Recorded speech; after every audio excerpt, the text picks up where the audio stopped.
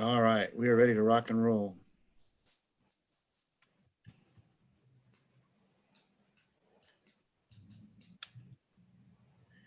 Can you open your presentation in the Google Classroom and then go to the sign-in sheet? Click me to sign in on the second slide.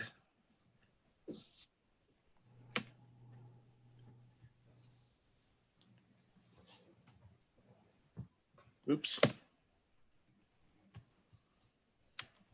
Done. Nice. Darn it.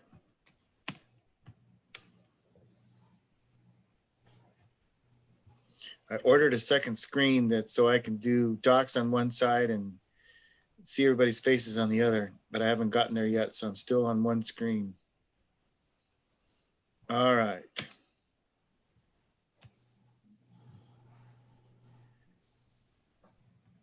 Some teachers taught the curriculum today. Other teachers taught students today. And there's a big difference. What's the difference between teaching the curriculum and teaching students? You might think, did they learn what I tried to teach them instead of just saying I covered in the curriculum? Nice.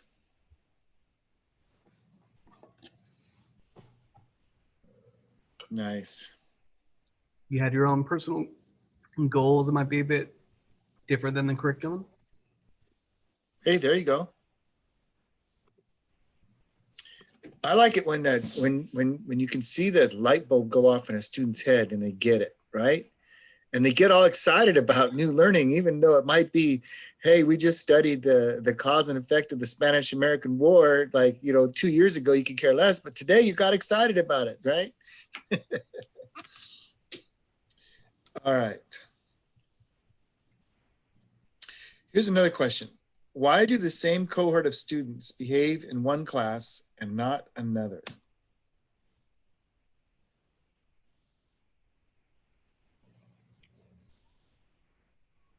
It could be teaching strategies. Some kids do better in one subject than another, the way it's kind of taught.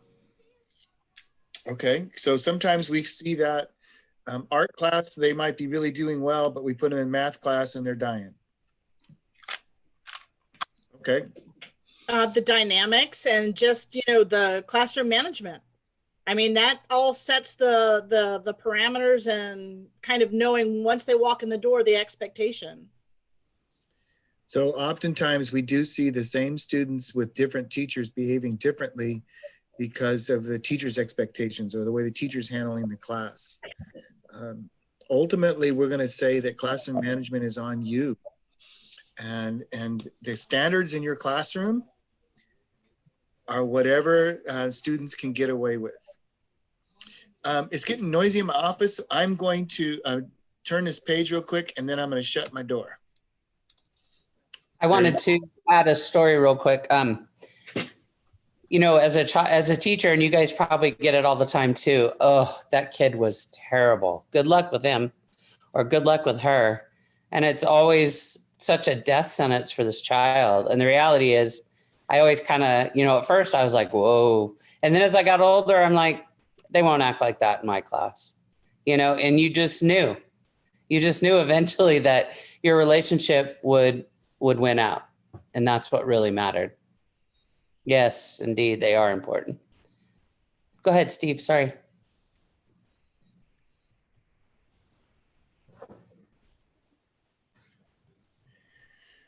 What do you think? I mean, would it be true that if, especially we're back in our traditional classes, that every teacher has about 5 or 6 standard rules? We don't have 100 rules. We have 5 or 6 rules, right? And they're on respect each other, respect yourself, respect the teacher, be on time, be prepared. Those are kind of our rules. But how does that line up with what our expectations are? And let me ask you this. Who was your favorite teacher when you were in grade school? Who was your favorite teacher and why? Who's your favorite teacher and why? I'd like to speak to just the rules for a second. I think that the rules align with the expectations. Like personally, I think that we're a community of learning, so our rules should be community rules and not just top down, but bottom up. Just like everything else in the classroom, we should all be working together to accomplish the same goal. Not me here, I'm imposing my will upon you, but rather this is the reason why things are. And typically the rules that I would set are the rules that we set because students inherently have a sense of right and wrong, what to do and what not to do. And when push comes to shove, they're gonna put it on the line and show us that they actually know what a classroom is supposed to run like. And once it's generated by the community of learners, they're more engaged in it because you can be like, well, this was actually your suggestion. So let's talk about how your behavior doesn't align to what you set the expectation as.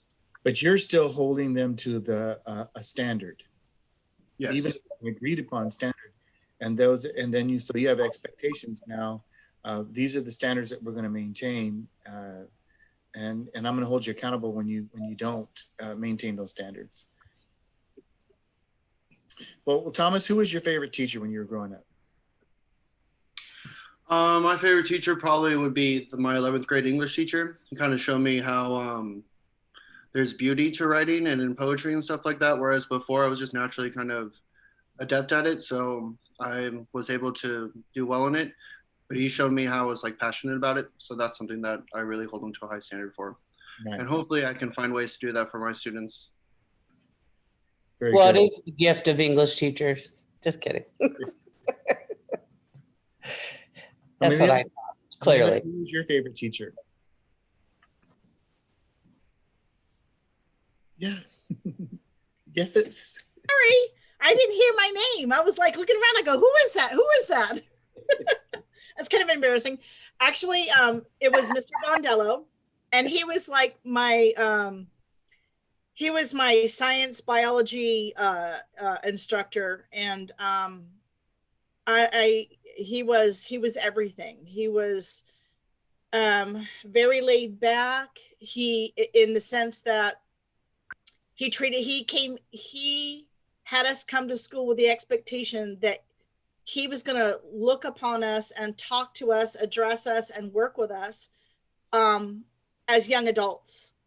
And so he would connect information with everyday life, generate brainstorming and ideas, and hey, what if? And we said, okay, well, let's check this out. And the next time we would come to class, he might have a little experiment or whatever, and it would generate a whole new spill of ideas that were based upon, not only the standards, but, the objectives that he was teaching that was meaningful in our everyday life. And so I really liked it because you never knew, there was always funny stories. You never knew what to expect. You didn't know if we were blowing something up or looking inside something. You just never knew what was going on. But whatever it was, you knew the context of where it was going to be. And so it was just kind of like a surprise and an awe. And I really liked it. And he had the greatest jokes. And, he wasn't as censored as most. Let's put it that way. Robert, who is your favorite teacher? I think Mrs. Ellison, my third grade teacher. She was a very, relationship builder. I remember talking to her stuff. I remember, you guys ever see that cartoon version of The Hobbit with Rankin Bass? I think not Rankin Bass, but it's The Hobbit, and like they have the elves there. I was like, oh, the elves are ugly like that. And she's like, that's okay. They might have like nice personalities, like stuff like that. She'd be that kind of person to make everything nice and positive. So that's stuff like that I remember with her. Just nice. She wore and she rode on not a scooter to work or something like that. Lanissa. I would have to say it would also be my third grade teacher, Miss Valenzuela. I had to say third grade. I always remember the third grade because she was very adventurous, outdoorsy. So we did a lot of things outside, or she brought things inside. I remember we had tarantulas as pets. And we went to the blacktop and we raced the tarantulas, and whoever, group won, because we had like our section, our desk set up in groups, and she just made things entertaining and fun. And so it made you want to learn, to come to school every day. That's the thing that I feel is most important. You want your students to want to come to school every day. You never want to hear that, oh, they don't want to wake up. They don't want to come to school. It's a fight for me to get them to school. With her, I never did. I was like ready to go to school every day to see what was going to happen. Nice. Well, I think I heard two general things. Go ahead, Jenny. Well, with what Halima said, there's a teacher at Sanger. I didn't have him, but he was there when I was student teaching, and he was a science teacher, and they loved him. But one day he came in and told them, they said they wanted a foggy day. And so he told them, well, go home and have your parents turn on your sprinklers. And they all did it, and they didn't get a foggy day. So they all came in all mad. And he's like, you guys really did that? But a lot of his class went on to become doctors. Wow. Because of his science class. Well, it Yeah, sounds I loved my teacher for that. One of the things they go, man, Mr. Bondello, he goes, when we walk down the hall, your room, someone's room really smells like, poop, right? And it's like, well, I can do that. So the next day they walk down the hall and they got some chemicals together and they go, oh, your room smells like, I go, well, hey, you asked for it, you got it, I kind of like teachers that don't follow the rules a little bit. So it sounds like there's two things that came out from our conversation. One is that your teachers took a personal interest in the students, and there was a connection there, and the students felt loved and adored by the teacher, and therefore returned the same affection. So the teacher loved the students and the student loved the teachers. The second was high expectations. I was thinking about Thomas and his writing in the English, and I'd be willing to bet that Thomas's teacher wouldn't allow Thomas to turn something in that was half an effort. My dad would say it was half-assed, right? And all of your teachers probably would look at you and go, that's not what I expect from you. I know you can do way better. And so there were high expectations for academics, and there were high expectations for behavior. We're going to talk today about high expectations for behavior and what to do when that doesn't occur. We were talking about you behind your back, Thomas. All right, let's take a look. Specific procedures spell out exactly how to do this and exactly how to do that in the classroom. Jenny loves to talk about not only do we have the procedures, but we have to help our students know and how to do them. We call them teach tos. So we're reviewing a little bit. Do you have established procedures even in the long distance learning world?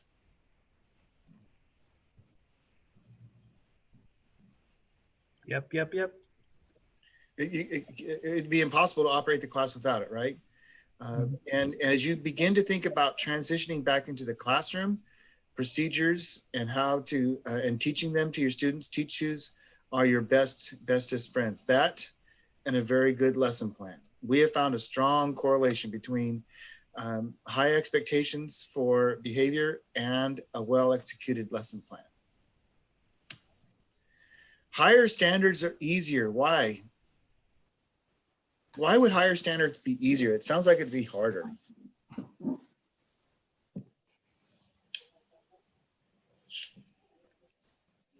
Probably better defined if they're kind of high, what they are. A lot of ways to not be following this, behaving well, or, things to be kind of messy in the classroom. And that's what comes to my mind. Any of you ever coach a team where your own child or nephew was on the team? Oh, Were you harder on them or easier on them?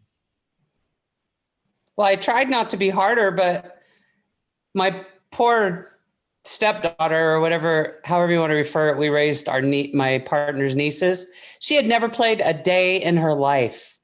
And this high school didn't cut anyone.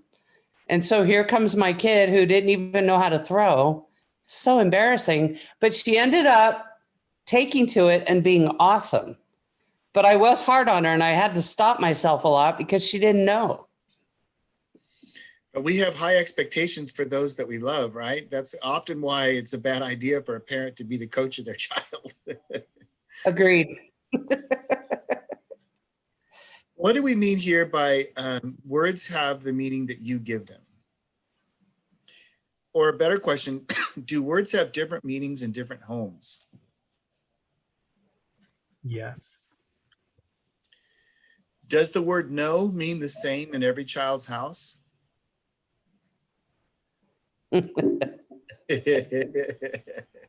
right? I learned this the hard way when I went through my divorce, and my daughter would come to me and she'd ask a question and I'd say no. And then she would ask me again. And about the 7th time, I thought, this is getting kind of weird. Well, I found out that when she's with her mom, if she asks her 99 times, it takes 99 times. Finally, on the 100th time, her mom will say yes.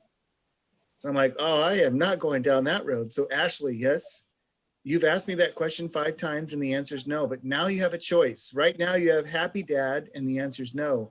In a moment, you're going to have mad dad and the answer is still going to be no. What choice do you want to make? But, oh, okay. What I had to do is put meaning behind the word. And we do the same thing. We teachers are so kind-hearted and loving and caring. We don't want to hurt kids' feelings by being demanding. But yet we just kind of talked about how our favorite teachers were all demanding in a nice way, of having those high expectations for academics and for our behavior. I know when I first started teaching, I wanted to be the popular teacher, right? So yeah, of course you can sit where you want to sit, or yeah, we can do this or that. And then I had chaos. It wasn't until I really put my foot down and established some clear expectations and said, this is how we do things, that all of a sudden I found that my students respected me. And I found that if my students respected me, then I could teach them.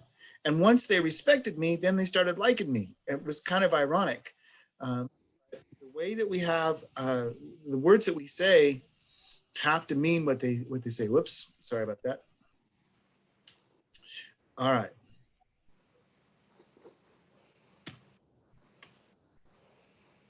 Being consistent. Think about this for a moment. There are no degrees of consistency. You either are or you aren't. What do you think? Can you be sort of consistent? It's an oxymoron. Consistently inconsistent. That's the joke. Right? I do that in sports a lot. Lanissa, what happens if you're inconsistent with autistic children? Chaos. They're consistent. They need consistency, and it may be boring to you, but if they don't get it in that certain rhythm at that certain time, then it just changed the whole dynamic of their behavior and the way they respond to anything. So we wouldn't want to surprise autistic kids with, hey, we're having an assembly today. I'm sorry, I forgot to tell you. Oh no, the nurses, anybody coming to visit my classroom, they all let me know ahead of time. I have social stories for my students. I let them know who's coming, what they are going to do. And when it happens, I am so proud of my kids because they understand it and they go with it because we just kind of set it up for them so that they know what to expect. All right, honest, once you give me an honest answer, are you kind of freaked out a little bit about the transition that's ahead of you with kids coming back in the classroom and it's going to be a hybrid and kids are still going to be long distance? Is there any anxiety you are feeling about that?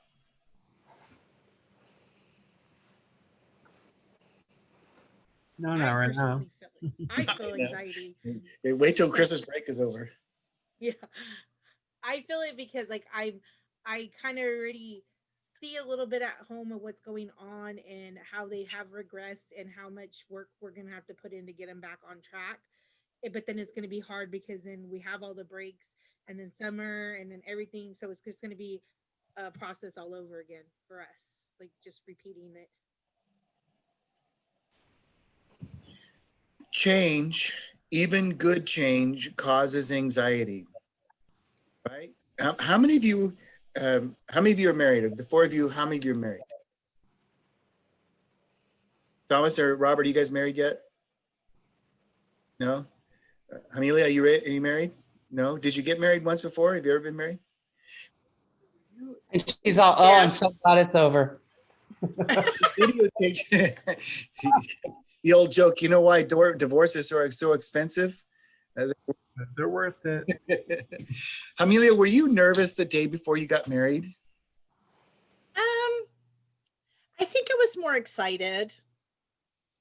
I wasn't nervous of, I was excited for the journey. I think I was excited. I was tired.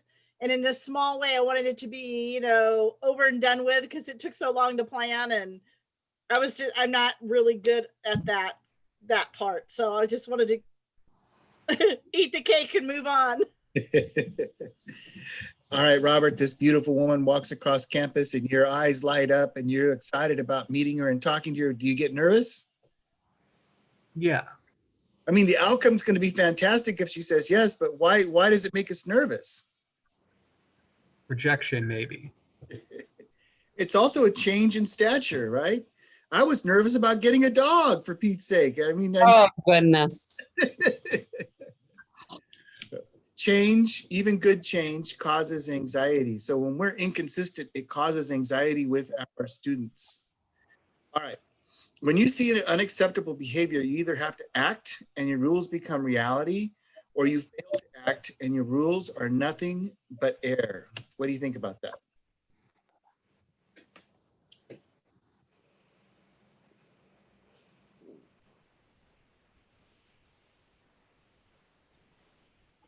I believe it's true because they see the flaw and they know that, they didn't react that time, so we could get away with it. And so it goes back to being consistent. If you're going to say this is the expected behavior, then you have to stick with it. Every time. So we're not just talking about students being consistent, but our expectations and follow through. What if a kid got away with it yesterday, but not today? They might be upset that they got busted today for doing something that was totally okay yesterday. And kids pick up on that, and pretty soon they know. I had a teacher at one of my middle schools. He said at the beginning of the year, only 3 cameras were off, but he didn't really address it. Now he's got a situation where only 3 cameras are on. Had he addressed that at the beginning, he might have won that battle and had more students with the cameras on. Well, I think the other thing too is because I did daycare all through college, and early on I learned that consistency, no matter who the child is, was watched by all the other kids. And when I was a basketball coach at Central, we had 3 very good players that were pretty much, if they were in the game, we were going to win. And we went to Sanger, which was the most important game in the world to me because I'd been passed over for the head coaching job. And we go over there. Well, we're getting ready to leave on the bus, and my 3 best players were 2 minutes late. But of course, everybody on the bus knew that they were 2 minutes late. And I knew what I was going to do, but it was very difficult because I had so much at stake in this game. And I just basically benched them. Like, I followed my rules. Years later, kids that were on that team that became teachers said that they remember that vividly because I didn't change my rules because they were great players. And I thought, I learned pretty early that it was important to be consistent with your rules so that the kids realize that they apply to everyone. I realize they don't in the real world, but at least in my classroom, they were going to. And the kids don't remember if they won or lost that game, but they remember that lesson for the rest of their life. Yep. And their parents. I had a parent comment. So it was pretty powerful on such a simple thing, but it was all about the consistency. Right. Do you think you can teach a class where classroom management is lacking? That's why we would say that classroom discipline comes before instruction. All right. Your team has to be on board too. You really have to be in sync with your team. It's just like any kid. If mom says no, they're going to go ask dad and see if he'll say yes, That's very true. Yep. What'd your mom say? I didn't ask mom. Oh, yeah. That's the answer. I want to go back to something you just said, Steve. And with working with kids with autism, I have a lot of behaviors. And I always have to remind myself and my staff, like, we have to focus on the behavior before they can even be taught or learn a subject. So we have to really think about our lesson plans and how we approach a lesson, because we don't want the behavior to supersede what we're trying to teach. So we have to think about it like kind of in a reverse way, like you mentioned. And my team is amazing. We're all on the same page. I don't have to tell them anything. I hear them talking to the kids and working with them, and they say exactly how I would approach the situation to a T. And I tell them afterwards, like, you guys did a great job. We work together and we talk about everything each day. So it's kind of like we're all have the same brain and we're all one. And it's kind of weird, but it works. Nice. That's huge.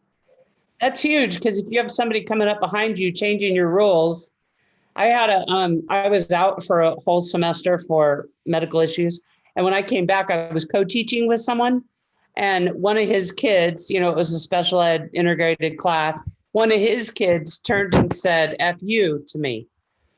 And I've, in 20 years of teaching, never had a child do that. And I just kind of looked, I started laughing, and I go, okay. How about you go to the office? And so she left to go to the office. And this guy that I was teaching with followed her out and then told the admin that he would deal with it, and brought her back in and said that it was no big deal. That's not how I ran my class. But of course, he'd been running it for 6 months or a semester. And then I come in, and it was so brutal. Yep. All right. We're going to talk about incentivizing or motivating your class to get cooperation. How much cooperation do you need from your students?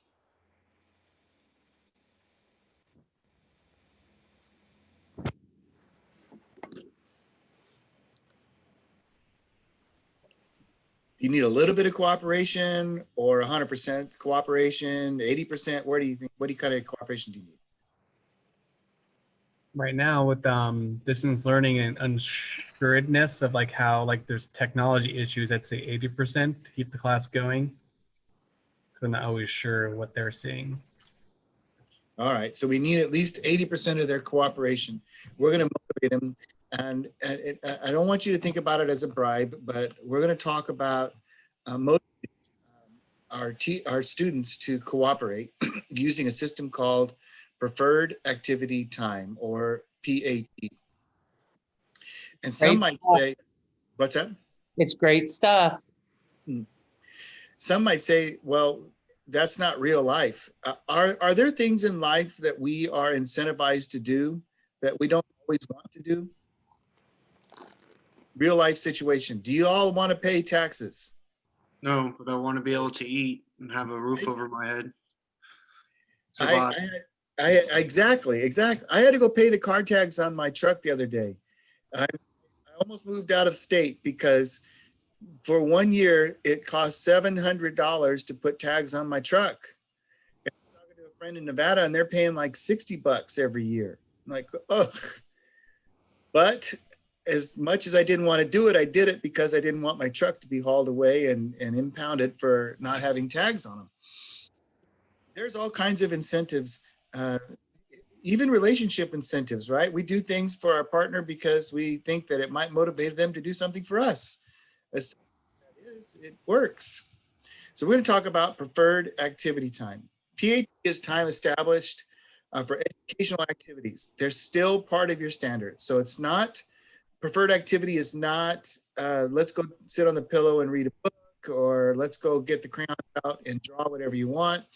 They're still tied to your academic standards. Some of the examples are practicing multiplication tables on a computer game, or using a game for review like Jeopardy, or a review game like baseball or beach ball questions. We have a whole bank of PAT activities that we're going to show you in a little bit. But the thing to remember is a preferred activity is something that kids really like to do, but are still tied to the standards. All right. What do we ask our kids to do in the first 2 minutes of a class? Hey, they need to sit down. They need to get out their book. They need to get it. In this case, they need to log in. Maybe they need to open up to Google Classroom. But what we ask requires cooperation. How often and how many students? So we've kind of established today at least 80%. What are some barriers to getting cooperation from our students? Is it possible? Sorry, say again, I interrupted you. Technology and Technology could be a barrier. like the internet suddenly deciding to go out, or power outages in certain areas but not in others, or For my students, is inability to read, so they have a hard time troubleshooting things.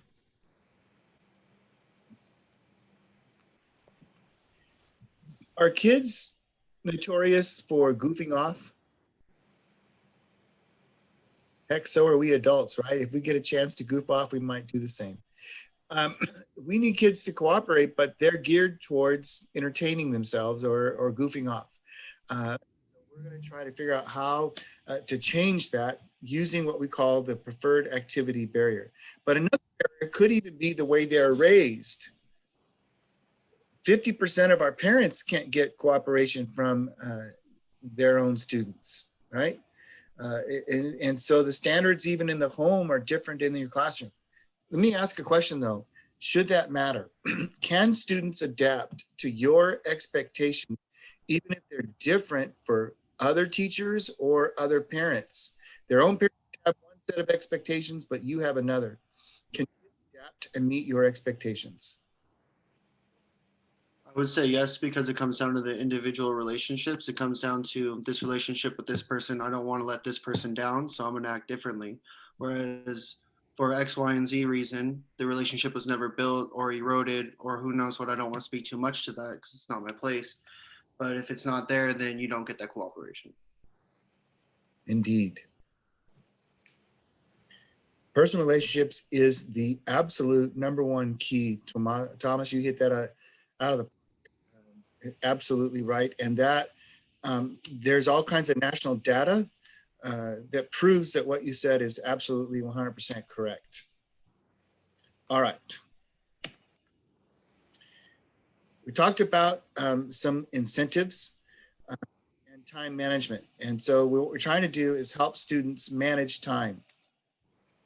Story that goes something like this, that the kid comes up to dad and says, hey dad, I'm going to a party on Friday night and I need to buy the chips and dip. Can I? Dad says, I give money for allowance, but I don't loan money. And so the kid begins to whine and cry about it.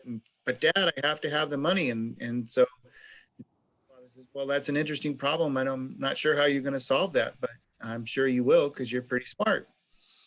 But he didn't give the kid the money. When the party came around a second time, do you think that his kid had the $20 saved up for the chips and dip?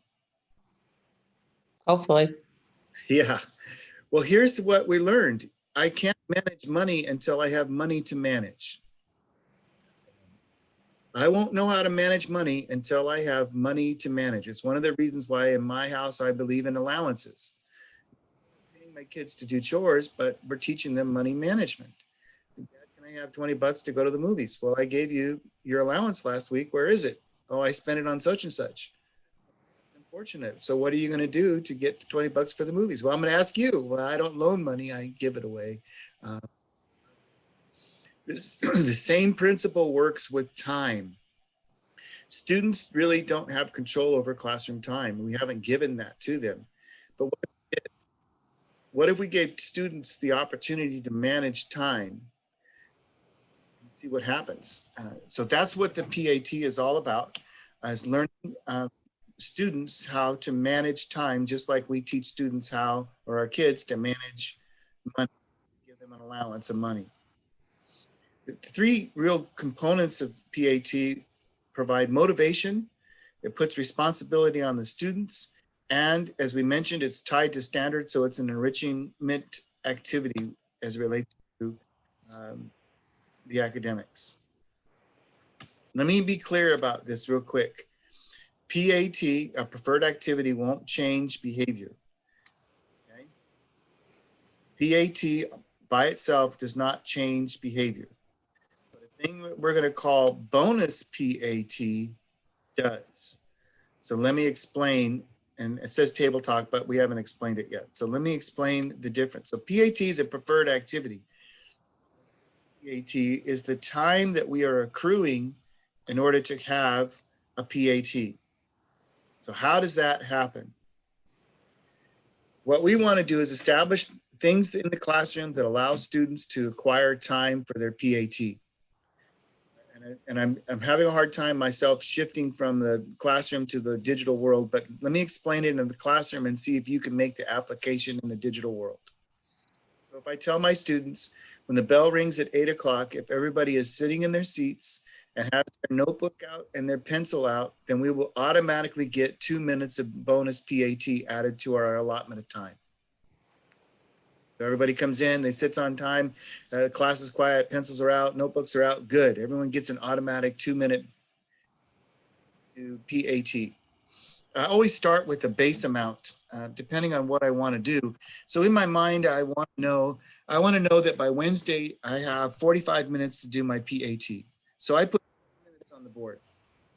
Said, I'm going to give you 20 minutes of PAT for Wednesday afternoon. Let's see if we can add to that. Now they came in on time on Monday, Tuesday, and Wednesday morning, and that's already 6 minutes that we've added to their PAT. Maybe we're doing a math assignment, and I say, okay, I need you to do problems 6 through 10, and you have 5 minutes to do it, and accuracy counts. If we can finish before the 5 minutes, whatever's left over, we'll give to PAT. So get busy working on the problems and try to get them solved before the end of the 5 minutes.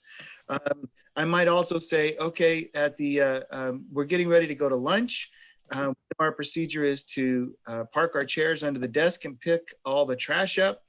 Last week, it took us 7 minutes to do it. Today, I want to see if we can get it done in 3 minutes. If we can get it done in 3 minutes, I will add 2 more minutes to PAT. And so the kids start moving really fast. And what we find even is that they start motivating each other. Brian, pick up that trash. Brian, come on, we got to get our PAT. You got to hurry, hurry, hurry. And they start spurring each other on. You know what? Even in high school, they do that. They really kind of get on each other. Shut up, man. I want my PAT. And pretty soon we have 38 kids that are managing each other instead of one teacher trying to manage 38 kids. So we have bonus PAT, and we will even call another one in a moment I'll explain automatic bonuses to the PAT. But the question is how much PAT is sufficient? So we wrote a little chart on this slide. And Kender, have you ever noticed that they have the wiggles? And they're always moving and they got to get up. And so we say that there needs to be some kind of activity for them about every 20 minutes. In first grade and second grade, we would say that every couple of hours. So they need 2 to 3 PATs a day. In fourth grade and fifth, 1 per day. And in high school, we find that 1 a week works really well. All right. The structure for PAT is that the teacher kind of decides what the PAT is going to be and how much time that's going to need. The students can figure out if they can meet the goal of or add to the minutes of their PAT. So they're actually the ones that are managing time, as I kind of explained. My slides are a little bit out of order, but you get it. The students have a choice. They can squander their time or save their time.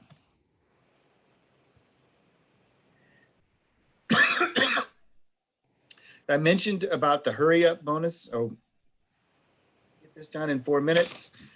We'll give you an extra PAT minute. If you can, anytime you ask that question, if you can, in this amount of time, and the students are able to meet that goal, that's what we call a hurry up bonus. There are others that are automatic bonuses. So again, I'm going to talk about being in the classroom, and you can make the application to yourself. But one would be bathrooms. All right, if all day today we only have 3 kids that need to use the restroom, get an extra 5 minutes of PAT.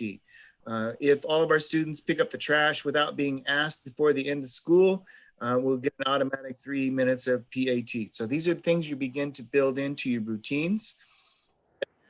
to those PAT minutes with, because you already have a goal in mind of how much time you're going to need for a certain activity. You're helping them get there by these hurry up bonuses and automatic PATs. Any questions so far? Makes sense? All right. Well, the lesson transitions, I'll add just from being in classrooms, that's really worked for like the 5 a day. You know, going station to station and telling them if, you know, for every time that we go station to station smoothly and quietly, you'll get, you know, two minutes added. And it's crazy. Even the 5th through 7th grade squirrely ones or 8th grade squirrely ones, they love it because it's competition too.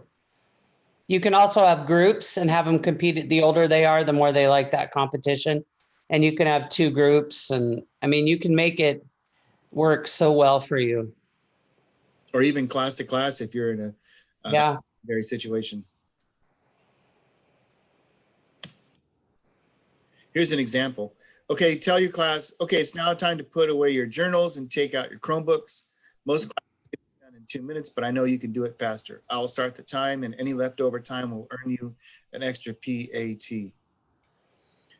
And one thing I will tell you is that when we're talking about time, we always add minutes. We don't add 13 seconds or 23 seconds. It's always a minute or 2 minutes or whatever you want to add to it. Talk about taking away time when they don't meet the goals in a moment. But see, I'm not a fan of the taking away at all.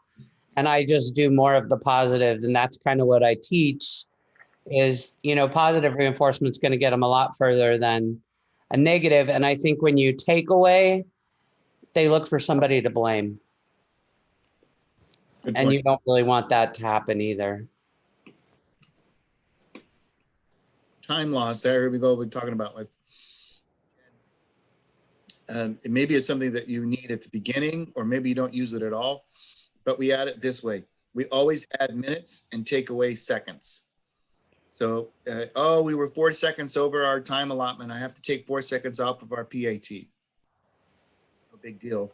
But to them, it's like, we missed it. Second thing we talk about with time loss is we never, ever, ever let a substitute teacher control our PATs. They don't understand what we're talking about, and they'll take away minutes and hours. And all of a sudden they'll be like, -4 hours of PAT. What the heck happened?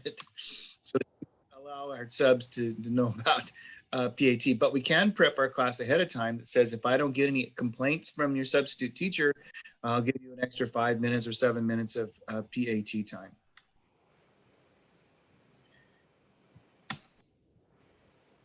Automatic bonuses we've kind of touched on a little bit. That's the idea of everyone knows that if class starts at 8:10 and everybody's ready to go at 8:10 with their pencils out and their notebooks out or whatever it is that you want, that's an automatic 2-minute bonus. If everyone, well, that's one example. I'd have to think about another one. After recess, if they line up quietly at the door and not have to be asked to be quiet and keep their hands off. There you go. So in other words, they're meeting your expectations that you've established. And it eliminates, it really folds well into your procedures. So you have a procedure for a kid that needs a pencil sharpened, or they need to go to the restroom, or they need to go to the band and talk to their band teacher for a moment. All kinds of procedures in place that are reinforced with the PAT. Sometimes you can even offer bonus prizes, like I'll get a homework pass today for the group that finishes in 6 minutes with 100% accuracy, or something like that. So there are, it doesn't always have to be an activity. It can be something as simple as a homework pass or a bathroom pass, or something of that nature. All right, if you have your slides open and you're on this slide, it is number 23.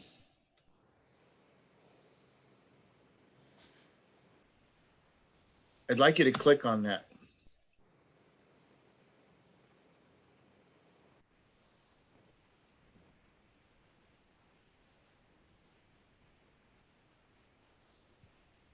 Here are all kinds of PATs that you can use that line up with your academic standards. Go ahead and click on one. And tell me if you think it would work in your classroom. Pick on one, tell me which one you picked, and tell me if you think it would work in your classroom. I'm going to call on all four of you.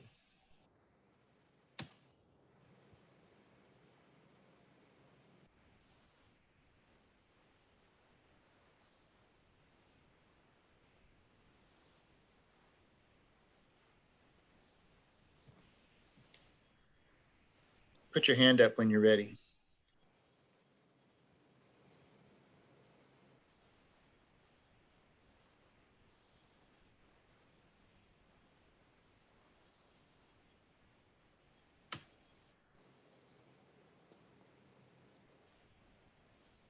All right, Thomas.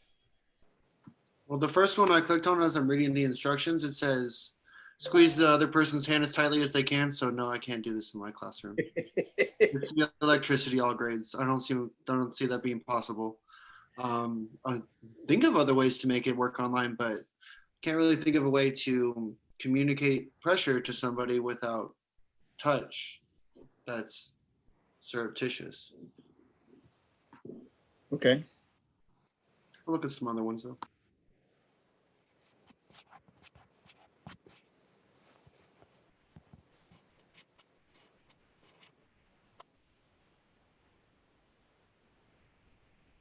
There's a, we mentioned it in a previous slide, but the beach ball game. Are you guys familiar with that at all? Yeah, where you write a bunch of questions on a beach ball and the kids get to bat it around. Granted, that's not a virtual, but I'm assuming we're going back in January. And you bat it around, and when whoever it lands on gets to pick a question, which takes away some of the panic. You've, of course, going to have that painfully shy child that still panics, but they get it. They get to answer a question, and it's really cool and fun. But that's a good review for like everyone.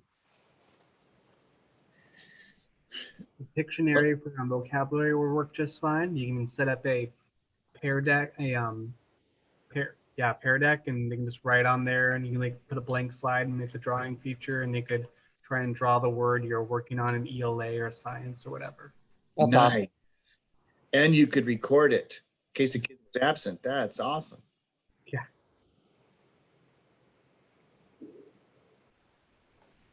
I had a teacher next to me play Jeopardy every time it was time to have a final test on one of the chapters in English. And I mean, on that Jeopardy day, they went crazy. Oh, they loved playing Jeopardy and getting ready for it. It was noisy. I had to figure out something else to do on those days because we had thin walls and I could hear everything that was going on. They do that for Kahoots too. They go nuts for Kahoots. That's a preferred activity, Kahoots or Quizlets. Yes.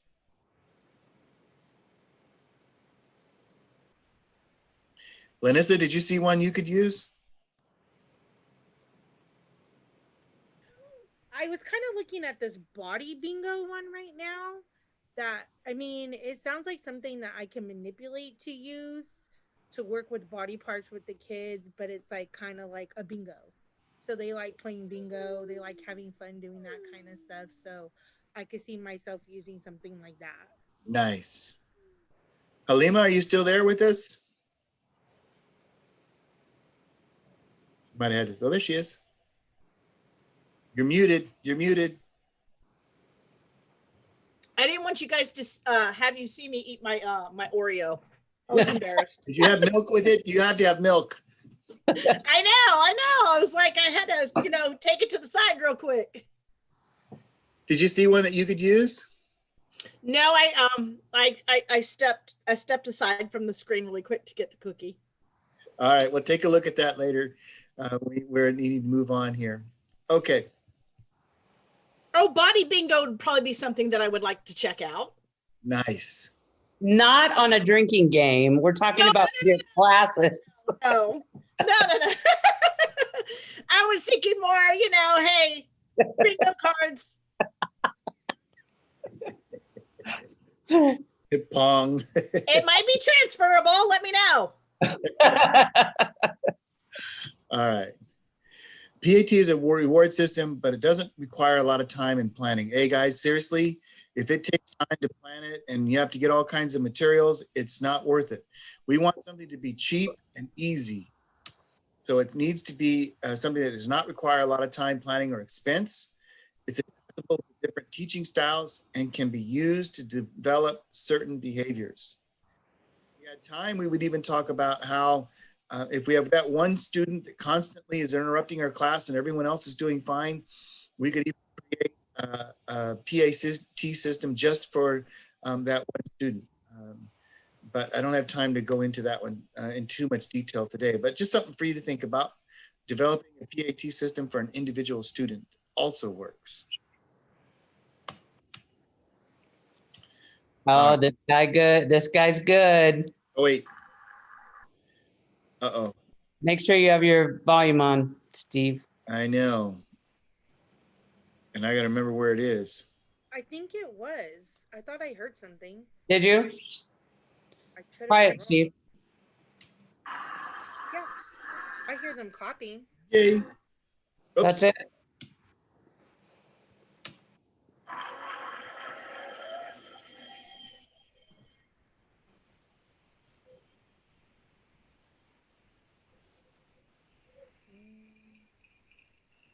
Now what happened?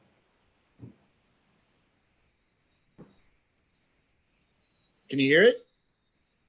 Nope. Now we can't, but I kind of heard it at the beginning, so no. Poop. Who knows how to do this? Why do I do this every time?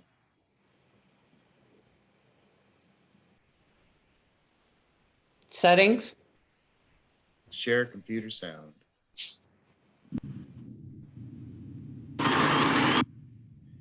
Can you hear it now?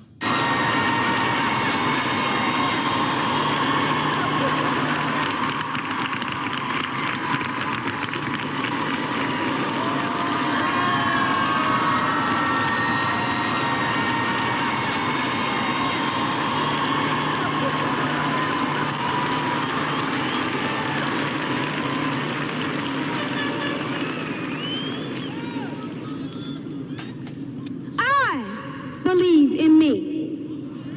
Do you believe in me? Do you believe that I can stand up here fearless and talk to over 20,000 of you?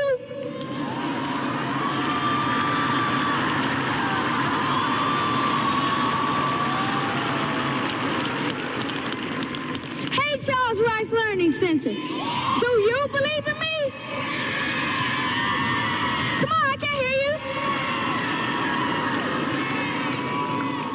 That's right, they do.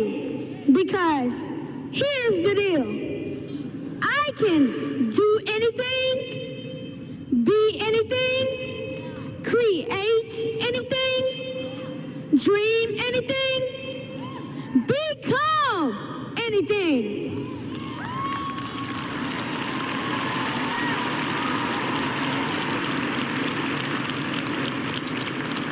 Because you believe in me. And it rubs off on me. Let me ask you a question, Dallas ISD. Do you believe in my classmates?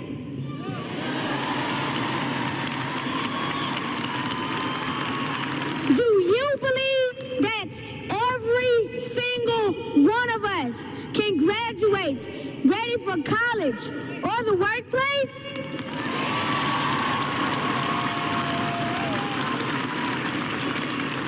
You better, because next week we're all showing up in your schools.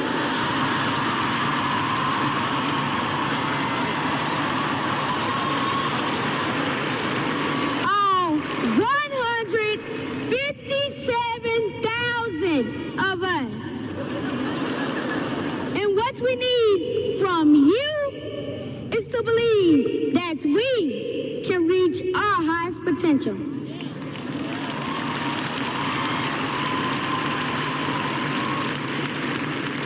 No matter where we come from, whether it's sunny South Dallas,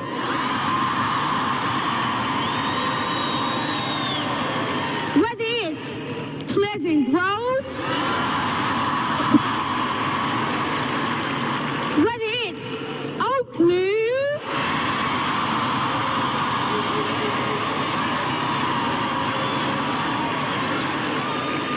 or North Dallas, or West Dallas, or wherever, you better not give up on us.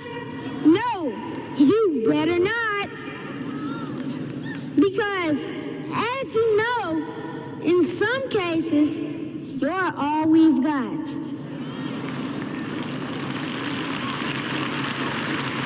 You're the ones who feed us, who wipe our tears, who hold our hands, or hug us when we need it. You're the ones who love us when sometimes it feels like no one else does.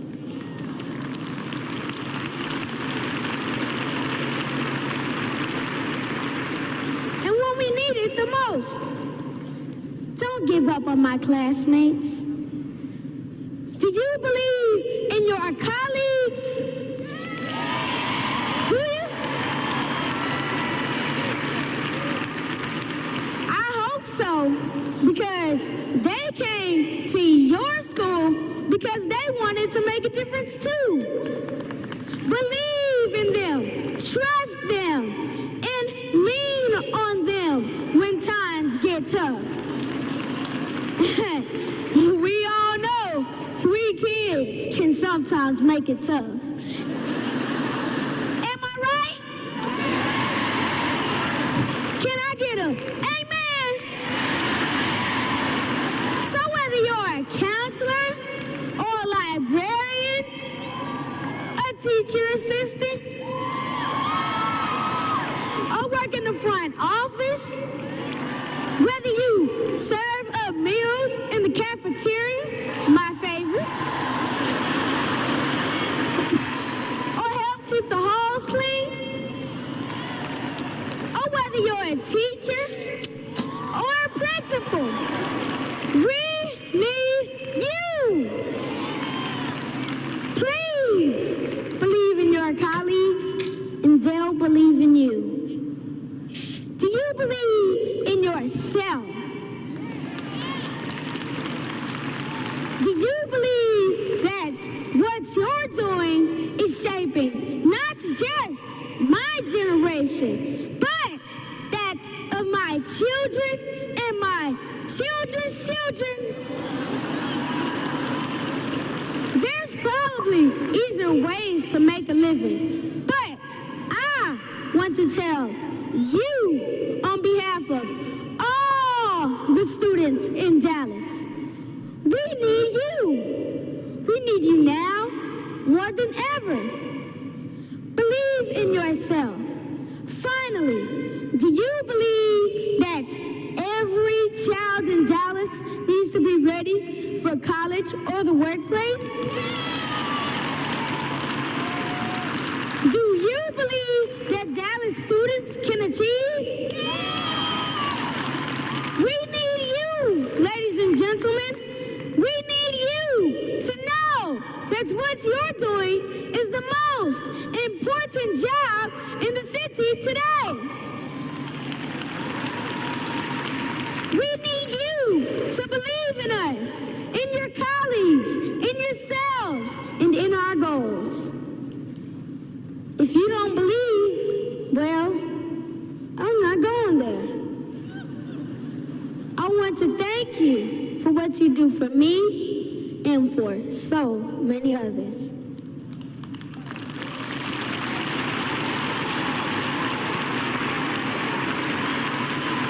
Do you believe in me? Because I believe in me, and you've helped me get to where I am today. Thank you.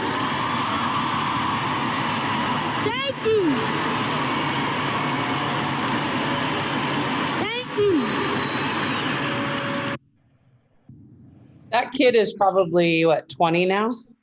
I would love to know what he's doing. I was just thinking that myself. I'd like to know what he's doing right here and now. I'm going to look it up. He's probably a preacher right now. I know. Yeah, that's what I'm Probably. thinking. Or we're making. All right. I kind of was Googling him a little bit too. Exactly what do you do when a student pulls some stunt in your classroom that causes you to say to yourself, I never want to see that or hear again? Do you have a plan? First, has anyone ever done that in your class? You go, like, I don't ever want to see that again. I did it kind of a little today where one of the students he was at my breakout session with my aide and he wasn't responding. So I pulled him in and was like, I think that's like disrespectful and everything. So I asked him to do an apology and everything. And because my behavior with that would be, you know, making sure it's not happening again. That'd be my plan, and checking, because it's kind of a symptom of him walking away from the computer to stay on him that I meant it when I said it was disrespectful. That's what came to me right now.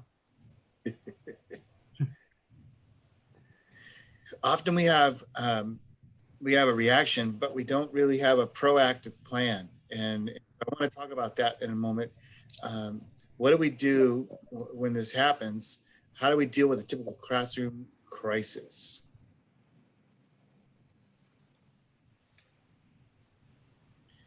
Our objective is to get the students to fold like a poker game. And get the student back to work as cheaply as possible. The optimal thing is if the student is actually self-correcting. Students usually fold, if you're thinking about poker, they're fold before the price gets too high if you give them a chance to do so gracefully. Isn't it a little self-defeating to have the solution to one discipline problem be the cause of the next? And I can tell you some horror stories of some of my high school teachers getting into shouting matches or pushing matches with students. Pushing? Yeah. Oh, well, we've had things like slamming desks or pushing a student that was sitting down in a desk out the door. And But there's no excuse for that, because, you know, I taught in a district very similar to Madera and never had a kid puff up on me or square off on me, but yet the guy that I spoke of earlier had a kid right in front of me. Well, he pushed up on the child and the child pushed up on him and they were going to go to blows. And I'm thinking, you're an adult. Like, you're going to go to blows with a freshman in high school? Like, there's no excuse for that. No, but even in our mind, we could be getting real excited on the inside, even if we have at least enough self-control not to do anything stupid. But what I want to say is, do we have a plan to be proactive about this instead of being reactive? Because reactive can get us into trouble and can do so pretty quick. And I will say, and I don't recommend it, it's not a very good tool, but I use sarcasm or a quick wit with humor. It worked for me, but I'm not sure that it would work for me today. I've been out of the classroom now 10 years, 11 years in this job, and the dynamics of what's gone on in the classroom have changed. I'm not sure that being sarcastic is a winning card to play. And think about your own personality. Are you quick to get angry? Are you quick to get upset? Do you wear your emotions on your sleeve? For me, that's all. I check all the boxes. And so it's better for me anyway, to have a plan ahead of time how to deal with something than to react. Because if I react, I'm probably using my brainstem in my fight, flight reflex, not thinking logically. And that's when dumb things happen, or when you say dumb things or make a dumb decision. So we're looking for a plan. And the object is to get the student to self-correct. So how do we do that? Warnings. And this isn't the same as nagging. But it's a warning for everybody.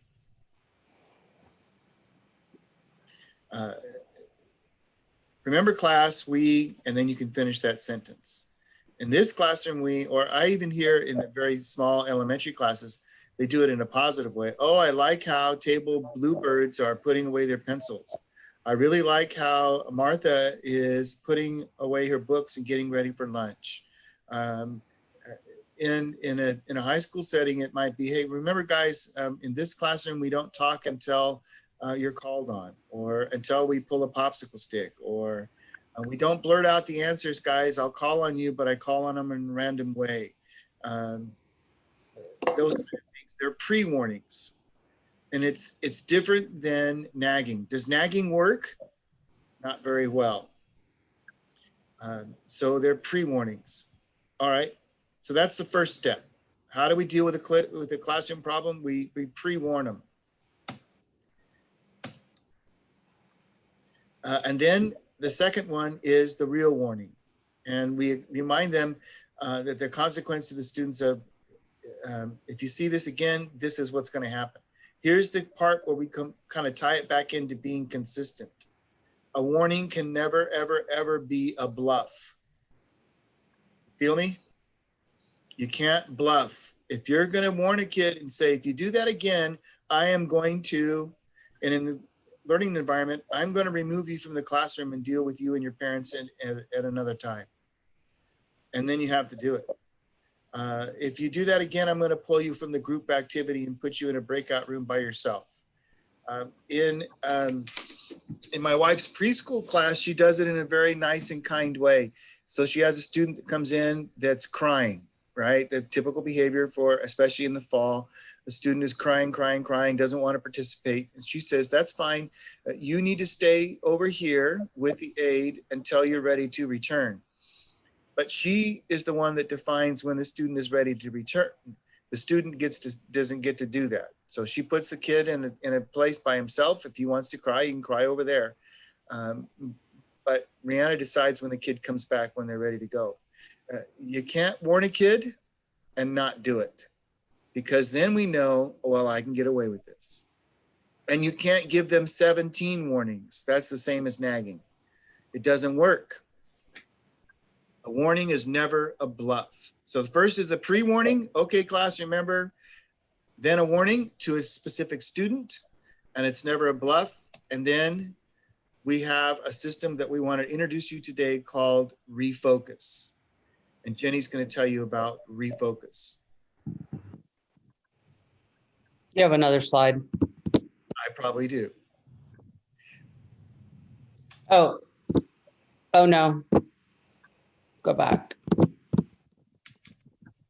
So in dealing in a typical classroom, a lot of people, I don't know how many of you are familiar with refocus, but refocus is basically kind of a timeout, without saying timeout, for the kids to take the time to reflect on what happened, but it also gives you a chance to remove the kid from the situation, whether it's because he or she was a distraction, or they were being aggressive, what have you. The idea is that you intervene with the small, low-level behaviors before they escalate into something where you have to get admin involved. The idea is also, when you are in a classroom, to really try to keep the kid in the classroom, because the minute you send them out, you've lost control. Therefore, it's like sending them to wait till your dad gets home, and dad is the office, and you kick them out. Well, they're not learning from you. And I'm certain that what you're doing in your classroom is valuable, and you should want them in there. Obviously not at the sake of the safety of yourself or another student, but ideally we should deal with our low level interventions in class. And that's where this comes in. Refocus also provides you a chance, whether it's at that moment, like if you have the chance, let's say the kids are all working in groups and you've separated a child for not doing very well in the breakout rooms, and you talk to them one-on-one in another breakout room. That's a good heart-to-heart to have with them, a great time to check in with them, give them a little extra attention, so on. Or if there is no time, then you talk to them at the end. You can, you send them to the refocus area to fill out a form, maybe a Google Doc. They answer that, they fill that out. When they're ready to rejoin, they rejoin, and then you talk to them at the end of class. But basically, the refocus idea is to separate them for a quick moment in your classroom so they don't lose exposure to the learning, but it gives them a chance to kind of recollect themselves or to collect themselves. But it also allows you an opportunity and a segue into having a heart-to-heart. And the majority of your discipline, if implemented with teach-tos and good lesson plans, this should be a very minor situation. You probably won't use it very often if the other things are done well, but it gives you an opportunity. Steve. So we teach our students how to behave by what we allow, what we stop, and what we ignore, and what we reinforce. So that kind of goes with what we talked about earlier. I won't kick a dead horse with that. Refocus is an opportunity for students to reflect on what happened, why they are there, and what they'll do to fix it. I hate that it's considered punitive because it's really not. They're still learning. You're just changing their seat, really, for a moment. But it's got to be pitched that way. It can't be used as a punitive, just go to refocus. That can't be the case. If you have a child that is consistently talking and you can't get them to stop with prompts, suggestions, your warning, then you send them, you just walk over quietly and say, I think I need you to go, or don't even say, I think, I need you to go to refocus. And they go over there, they know what to do because you've already done it in a teach to. And then when you get a chance, you can either swing through there and talk to them. But in our virtual world, it would be basically, I'm going to move you to a breakout room where you're going to fill out your form. Or if it's a child that isn't a reader or a writer or so young or unable, then you just meet them over there and have a talk with them. I know sometimes walking away from our classrooms is a bit scary. So maybe if you can't do that, then you talk to them at the end. Whatever is reasonable for your class. Go ahead, Steve. So refocus in a virtual environment is obviously going to be different than what we see in a classroom.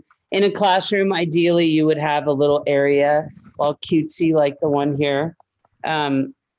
Or the older your kids get, maybe it's just a spot on the wall with a desk that they go sit down, the forms are available, and you have them respond, and then they wait for you to release them from that area, assuming, of course, that they answered everything thoroughly and gave you the answers you wanted. But unfortunately, we're in a virtual environment, and it doesn't work quite like that. I would suggest using your breakout rooms if possible. I know some situations are not possible. It stops disruptions. For instance, you've got breakout groups and one of your kids is just not getting it done. You walk in, you suggest, hey, I think you need to get busy. What's your role here? Whatever. You get nothing from them. You just send them to a breakout room. And then you go meet them real quick. Or you can just say, why don't you write down a few things for me? Whatever your MO is going to be. But it also, in this case, it does remove them from the learning environment, which I'm not a big fan of. But it does allow them time to reflect and a quiet area to collect themselves and write. Obviously, as an English teacher, I'm big on that. The writing process as number one, as a decompression tool. I don't know how many people here have gone to therapy. Please, you don't have to raise your hand, but I will tell you from my experience that, what's the one thing they often say? Journal, journal, journal, journal. When you've suffered trauma, journal. When you're having trouble with your feelings, journal. So in a sense, that's what this is for those kids. The kid that needs a break needs to kind of journal. This repeats what I was saying earlier, but it's just a cute little graphic that I had to include. Go ahead. Here is some examples, and these are actually from people that have taken classes from us before. Basically, there is a standard refocus form, and I really didn't feel like it was sufficient. because it didn't target our young elementary and our non-readers. And I didn't feel like the high school one did a very good job either. But here's an elementary one that was created. What I would suggest for like some of our non-readers is maybe you have to sit there, or an aide sits with them and says, how are you feeling? They obviously can pick that out. But what would you do differently? Obviously, some of these children aren't going to be able to write that. So you as a teacher could either be right there and guide them on that, or there is another one. Go ahead, Steve. This one, same thing, but I think the pictures are a little more easy. I know that's inappropriate and that's not correct English. It's more easier. They can just circle which one they're feeling, and they can circle, yes, I'm ready to return, or no, I'm not. You can sit down if given a chance. I'm not imagining there's going to be 8,000 children at this level in refocus. What happened? What would you do differently? That's where you foster that discussion. This is an intermediate, actually from up in Oakhurst, and it was simple. And if you notice, the last part of it says the quote relates to this situation. I felt like there should be more introspection on the older kids' parts. So I added on the back of this, there would be a list of quotes, and I did people that they knew, Lady Gaga, Taylor Swift. I'm not as hip on the rappers and stuff, but I'm sure some of them, at least one of them, might have a profound quote about character or responsibility. But I tried to get quotes that were about character and responsibility. And I thought a kid who can read and write should be able to look at the quote, pick one that applied to that situation, and write how it applied to this situation, to their situation. I felt like by doing that, again, we're forcing them to journal and be a little more than, some of them say, like, a lot of these questions were from there. What was my behavior? I talked. What was I trying to accomplish? I wanted to talk to my friend, right? These are the answers you're going to get. What problems did my behavior? I made my teacher mad. Right? Those are the kind of answers you're getting. And every time I've gone in to observe a class, if the kid was sent to refocus, I'd ask to see their form, and they always said something like that. And I'm like, some of these kids are frequent flyers. They're going to be in refocus a lot. And unfortunately, maybe every day, which is okay, as long as you communicate with the parent at some point, it's okay. But they know how to answer this. They're not stupid. So I felt like if you require them, and let's say a kid frequent flies 3 times in one day for 3 different things, they have to find 3 different quotes and they have to respond to it. At some point, that's going to get really, really old, and they're going to get tired of it. So that is why I added the quote part. Go ahead. Oh, that was for high school too. And then Steve added some refocus forms. We have a bunch. We'll try to connect more, but here are some key ones that you can steal or whatever. I know your schools also have their own refocus forms. They may not be your favorites, but let me ask real quick, any questions on refocus? The reason why we didn't focus a lot on this, no pun intended, was because we felt like the positive part of PAT, particularly in virtual learning, is going to be far more beneficial than punitive action or removing them at this point in time, because we can't all have a breakout room just for that kid that's misbehaving. So understanding that if you implement all the other things and PAT and a great lesson planning, you're not going to have to use refocus, particularly in this scenario. Does that make sense? Yes, no, shut the hell up, Taylor, whatever. I think that if you have questions about this, please don't hesitate to email me, text me, yell at me, whatever. But I would encourage you to make your own refocus form for when we go back into practice, into the brick and mortar practice. In the meantime, really focus on the PATs. I know several teachers that I've popped in on their classes have really talked about the PAT working very well. So just a thought.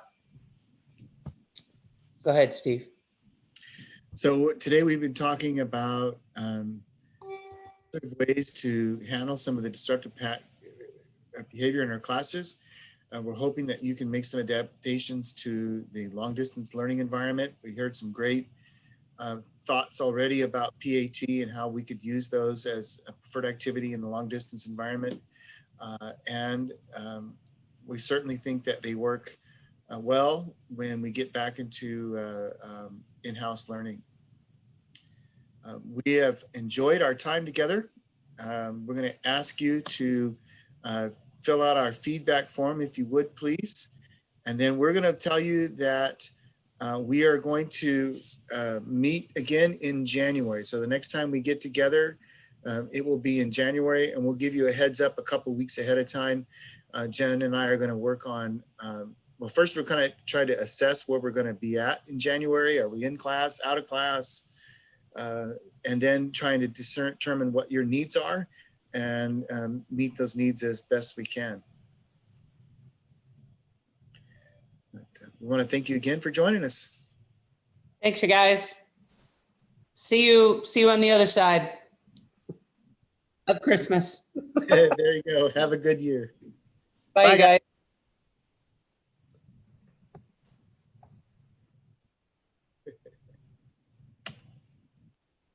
Okay, so this week I'm gonna get into that stuff you sent and see where we can. I haven't put a whole lot of time into that, as you can tell by my timesheet. It's been mainly just these 2 days. Okay. What did I send you? The thing from the mentors. Yeah, the needs assessment. Mm-hmm. So, we covered the big one yesterday, last time, with the work and the home life balance. The second big need that came up was PLCs, which we really don't have a lot of control over, but I did forward that to Kent and Todd to kind of let them know. And the third was just kind of interesting. It was, I had one that said they needed money. They needed to borrow money until they got their first paycheck to buy food. Another one is needed a place to live. Some really, I hadn't even, but that was obviously those needs were back in August, so it's not something we can meet.